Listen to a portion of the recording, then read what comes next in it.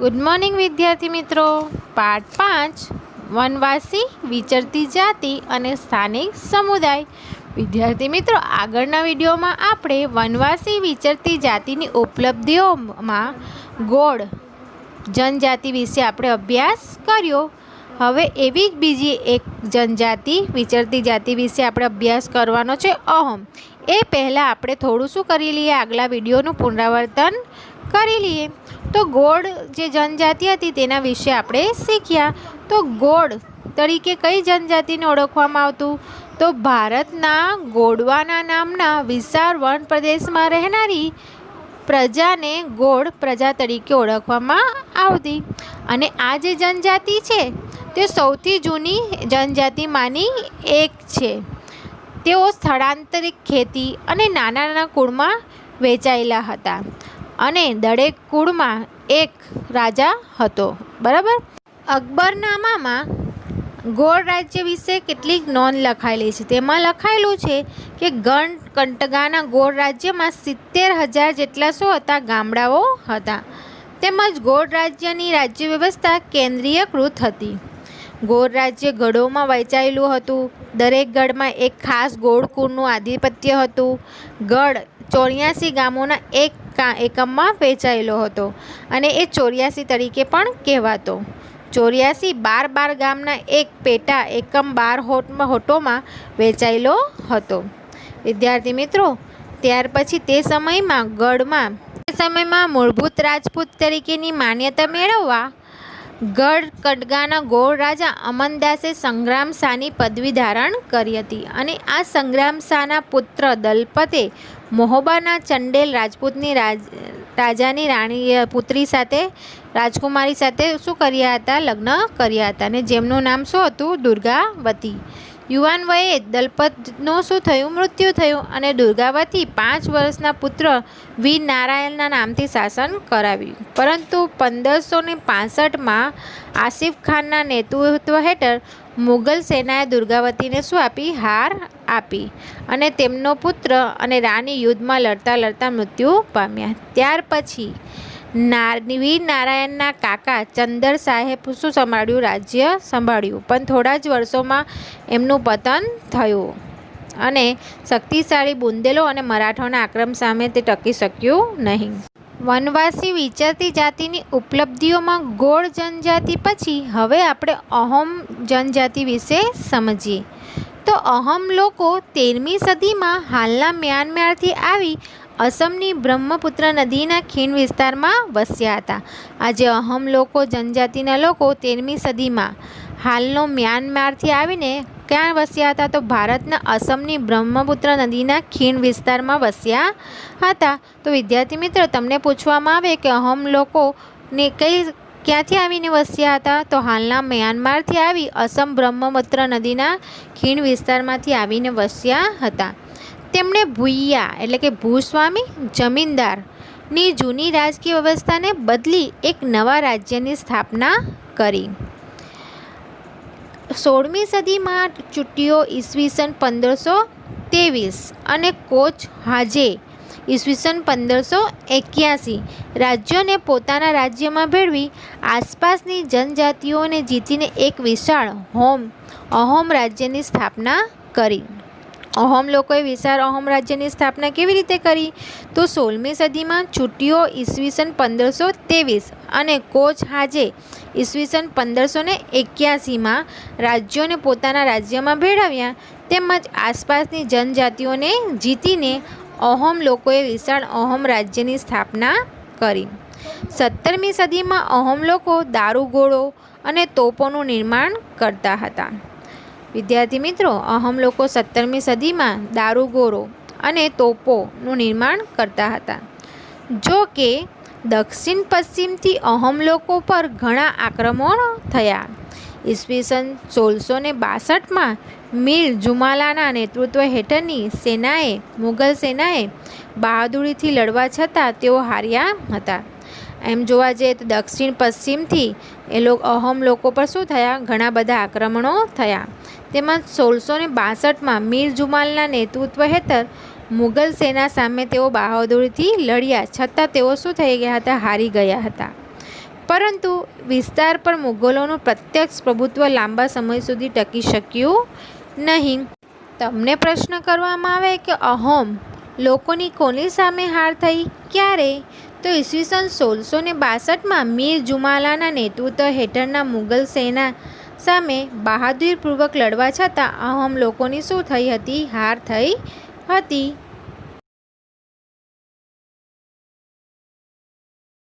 અહોમ રાજ્ય બળજબરીપૂર્વકના શ્રમ એટલે કે ફોર્સ લેબર ઇંગ્લિશમાં પર આધારિત હતું. અહોમ રાજ્યોમાં બળજબરીપૂર્વકનું શ્રમ એટલે કે બળજબરીથી કામ કરાવવાવાળું આધારિત હતું. જે લોકો પાસે બળજબરીપૂર્વક કામ કરાવાતું તે લોકોને પાઈક કહેવાતા. જે લોકોને પાસે રાજ્યમાં બળજબરીપૂર્વક જબરદસ્તી કામ કરાવવામાં આવતું તે લોકોને શું કહેવાતા? પાઈક. તો તમને પ્રશ્ન પૂછવામાં આવે કે અહોમ રાજ્યોમાં બળજબરીથી કામ કરાવવામાં આવતું તેને શું કહેવાતું? તો પાઈક કહેવાતું. દરેક ગામમાં નિશ્ચિત કરવામાં આવેલ સંખ્યામાં પાઈક મોકલવાના રહેતા.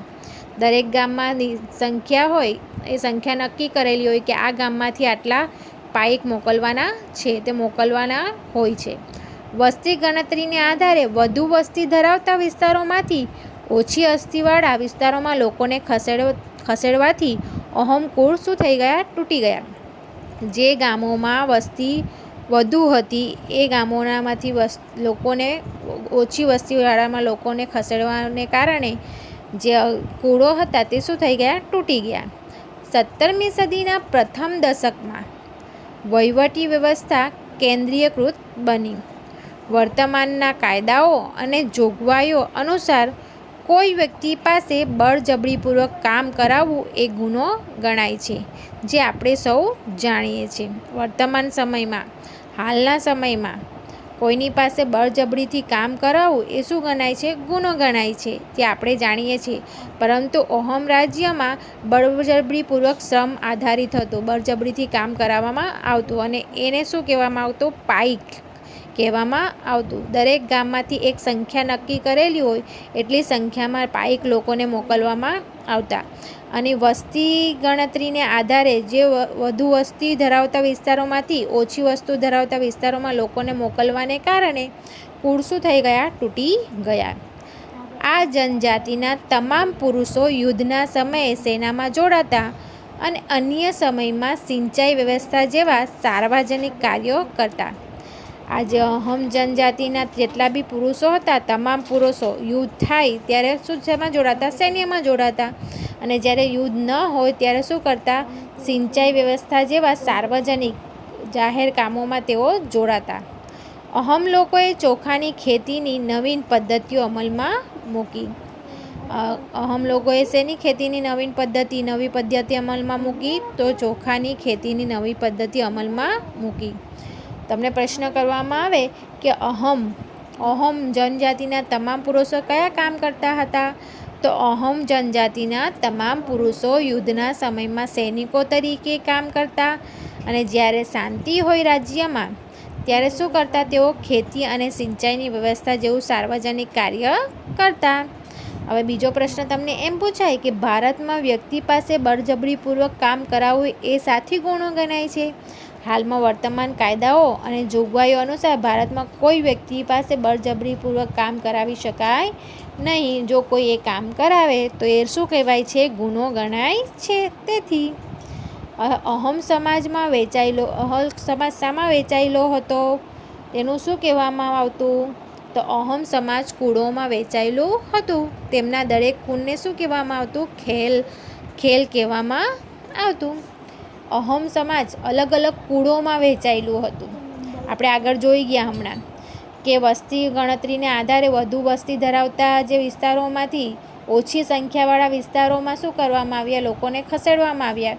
તેથી કુળો શું થઈ ગયા? તૂટી ગયા. અને એ જે કુળ હોય એ કુળને શું કહેવામાં આવતું હતું? ખેલ કહેવામાં આવતું હતું.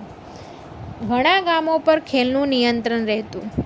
ખેડૂતને ગામના સમાજ દ્વારા આપવામાં આવેલ જમીન ગામ સમાજની સંમતિ વગર રાજા પણ પાછી લઈ શકતો નહીં.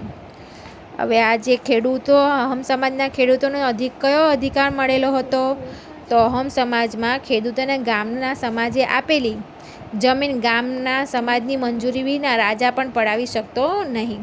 અહમ સમાજમાં ખેડૂતોને ગામના સમાજ દ્વારા શું આપવામાં આવતી? જમીન આપવામાં આવતી, અને એ જમીન રાજા પણ પડાવી શકે નહીં કે લઈ શકતો નહીં. શરૂઆતમાં અહમ લોકો જનજાતીય દેવતાઓ એટલે કે પ્રકૃતિના દેવતાઓની ઉપાસના, આરાધના એટલે કે પૂજા કરતા હતા. રાજા દ્વારા મંદિરો અને બ્રાહ્મણોને જમીનનું દાન આપવામાં આવતા. અહમ લોકો, જનજાતીય લોકો શરૂઆતમાં શેની ઉપાસના કરતા? તો પ્રકૃતિના દેવતાઓની ઉપાસના કરતા. અને રાજાઓ દ્વારા શું આપવામાં આવતું દાનમાં? તો રાજાઓ દ્વારા મંદિરો અને બ્રાહ્મણોને જમીનનું દાન આપવામાં આવતું. શિબસી ઈસવીસન 1714 ઈસવીસન 1744 શિબસી નામના ઈસવીસન 1714થી ઈસવીસન 1744ના સમયગાળામાં હિન્દુ ધર્મ ત્યાંનો મુખ્ય ધર્મ બની ગયો હતો.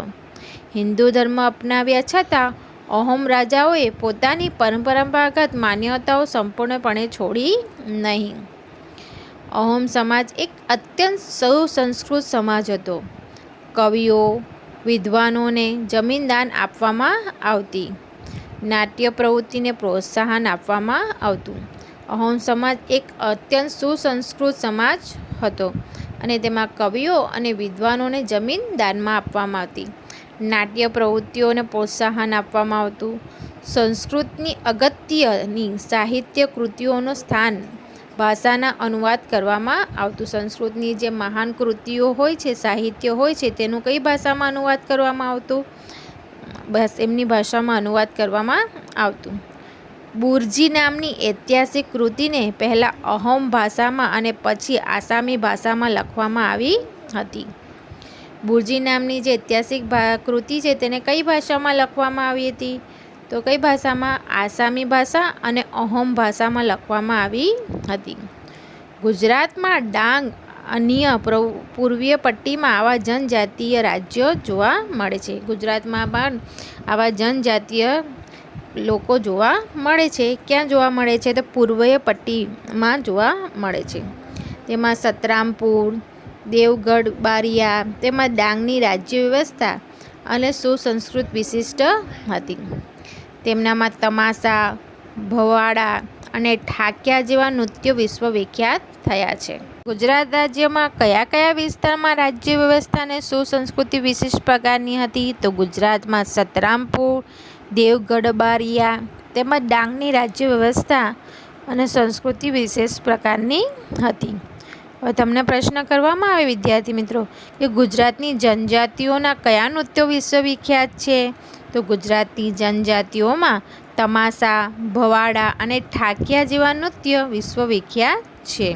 હવે તમે બાજુના ચિત્રમાં જોઈ શકો છો ડાંગી નૃત્ય, બરાબર. ત્યાર પછી ડાંગમાં ડાંગ દરબાર પ્રતિવર્ષ ભરાય છે, જેમાં રાજાઓને વર્ષાસન આપવામાં આવે છે. ડાંગ જિલ્લામાં ડાંગ દરબાર દર વર્ષે ભરાય છે, અને એ દરબારમાં રાજાઓને શું આપવામાં આવે છે? વર્ષાસન આપવામાં આવે છે.